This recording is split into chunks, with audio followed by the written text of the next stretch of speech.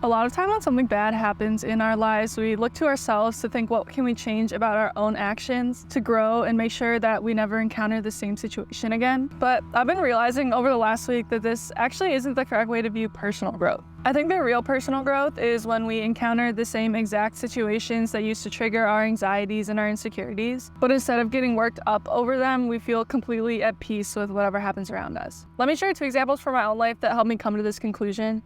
They're about probably the 2 main insecurities I've had to deal with through my life, which has only been 20 years, but still. That's social insecurity and career insecurity. The first one is social insecurity. So about a year ago, I started going to therapy and we talked a lot about social anxiety, and just within that 3-month period, I was so proud and amazed at how much I had grown. I went from feeling like an outcast and like there's something like fundamentally wrong with me about connecting with people to then completely being able to integrate into groups and not having like the limiting beliefs I used to have. And so throughout the whole year, I was acting differently, more like myself. And so I wasn't encountering the same situations that used to make me feel like left out because I was starting to develop more of a closer friend group. I thought I was cared. But then a few months ago, I was on a college study abroad trip in Seoul, Korea. And I didn't know anyone on the trip. Like I was just hanging out with a group of like random other American college students, and we would be able to explore the subway all day. None of us knew each other.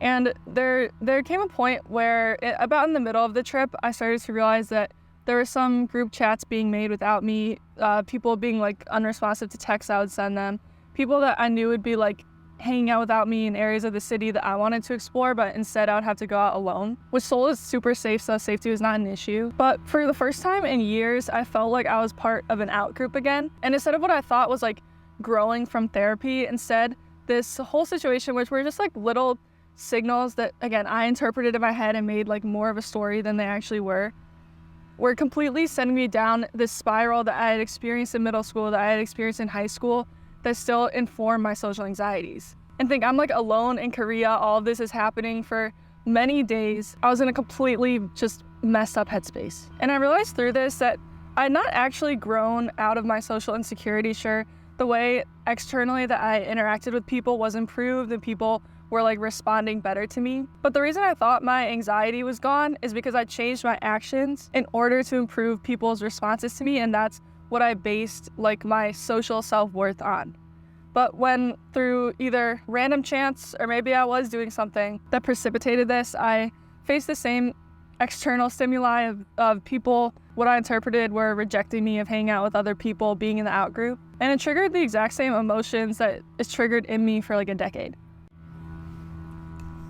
And so I think what real personal growth looks like is not changing your actions so that you never become in the out group, because that's just not in your control. Everyone's reactions are not in your control. But it's actually just being at peace with myself and changing like the automatic stories in my head, or not letting those stories have such control over me so that I spiral downwards. But just being secure in myself and having something more stable to judge my self-worth on. Like my own self-respect. What a crazy concept. And then the second example in my life that made me realize this in college is related to professional insecurity. I'm a business major and my business school is super competitive. Like a lot of clubs will have acceptance rates of like 10 to 15%, multiple rounds of interviews to literally get admitted into like a club for networking or consulting. And I applied to these clubs like everyone does, and I literally was rejected 7 times when I was entering college. And this just set my ego, like probably everyone, into a similar rejective spiral where I felt like there was something fundamentally wrong with me and that I could never have like the career I wanted because I let all these rejections reflect on like my internal self-worth. And the way that I coped with this was actually by removing myself from external comparison entirely. I started interning for like the managers of YouTube channels who started a company called Creator Now. And because this was so different from the normal paths of like finance and consulting, I told myself that I was actually better than everyone who pursued these traditional paths because I was pursuing this non-traditional path, and I had so much courage and integrity to follow what I wanted to do instead of chasing money and prestige like all of the sheep around me, who are also sheep. Some of them I'm like genuinely friends with. But I realized by juxtaposing like the traditional path and the non-traditional path in this way, it wasn't actually that I was like pursuing something true to myself, even though I do think like I love working in the YouTube space and that part is true to myself, but by making them at odds of like consulting versus like YouTube, All I was doing was just separating myself from the environment that rejected me and made me feel insecure without actually working on the fundamental insecurities that made me feel rejected in the first place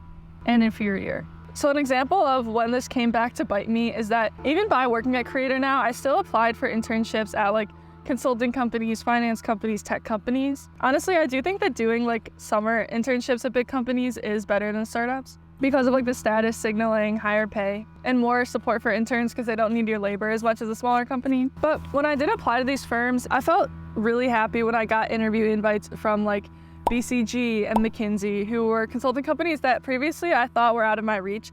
And part of the reason that I felt so good about these interview invites were because the same people who got admitted into these clubs and I thought were like superior to me, still implicitly, I'm like still struggling with this, but those people didn't get invites to the same firms. And so even the way that I felt good about myself and based some of my value on getting something just because other people didn't have it, I let this external stimulus make me feel happy in the same way that the rejections made me feel sad. It's just opposite sides of the same spectrum, but it's still like the underlying insecurity and like personal trap. And so I think it makes sense that when we think about personal growth, like the first thing all of our minds go to is changing our actions, because externally, like the only thing that we can judge other people on is their actions. We can't see like how free a person is inside, how much love they have for themselves and others. I think we can feel that, but it's not as direct.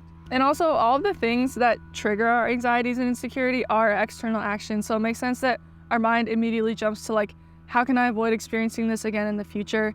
Again, that's just like a trap and also prevents your freedom. Because number one, life is so random. Like there's no way in Korea that I could have known I would become part of like this out group. And then number two, even no matter what external situations pop up in our life, it's still like our brain can tell us any story in our head that wants us to justify how we feel about ourselves. It's kind of a hard balance because I don't think that I want to say that you just shouldn't react to anything in your life. Like you shouldn't be happy about your accomplishments and you shouldn't be sad when something happens that like affects you or someone you love. But I think it's like, where does this come from? Does it come from the accomplishment, like me being interviewed at McKinsey because I have it and other people don't? Or does it come from something that genuinely is like the expression I want to put out in the world? Like filming this video, I'm proud of it just for the process in itself. I also want to be careful about the message that like you should never change your own actions, because there are genuinely some times where like what you're doing is harmful or you're not acting out of like the truth. I think when you get to a place where you can heal your insecurities, then naturally your expression in the world